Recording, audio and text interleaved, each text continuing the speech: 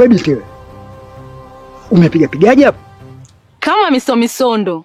Wanaume bado. Kwa heshima tunachangamka kidogo. We changamka we. We luka we. We changamka we. We luka we. We changamka we.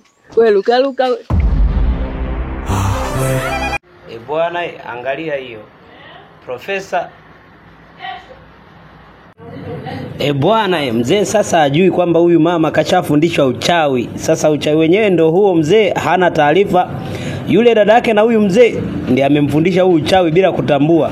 Na maana huyu mzee alimdharau sana huyu binti. Sasa leo amemuonyesha kwamba mimi nina uwezo mkubwa kuliko hata wewe. Mzee anaanza kufikiria kwamba hivi kweli huyu binti tu ndio anaweza kanisamia mimi nikishindwa kumweza. Hii ikawa batali sasa. Huyu mzee akaamua kwenda, ametulia zake hapa.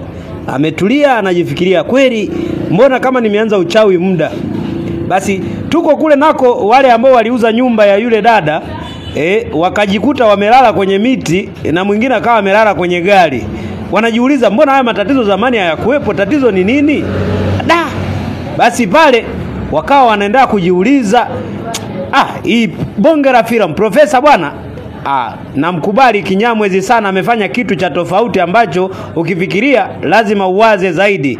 Kwa hiyo big up sana kwa profesa kwa sababu kazi nzuri, kazi uliyofanya tumeiona. Tunasema asante kwa kuwa unaendelea kuwa nasi. Lakini pia basi yule mama ambaye aliuza nyumba yake kwa milioni 13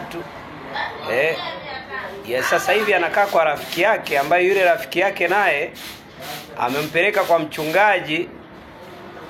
Akaenda mchungaji akamwambia, bwana naomba bwana, kuna ndugu yangu hapa na matatizo, naomba umuombee. Mchungaji ndio yuko hapa, anamwambia bwana pole sana, lakini mimi namuamini sana Mungu kwenye yote anaweza, kwa hiyo jitahidi sana na wewe muamini. Na yeye yule dada akasema mimi bwana simuamini kabisa Mungu, yani kwa sababu angekuwa anaweza kwa nini hajanitendea mimi hivi mpaka mdogo wangu anakufa, nimeuza hadi nyumba yangu alafu nimeibiwa.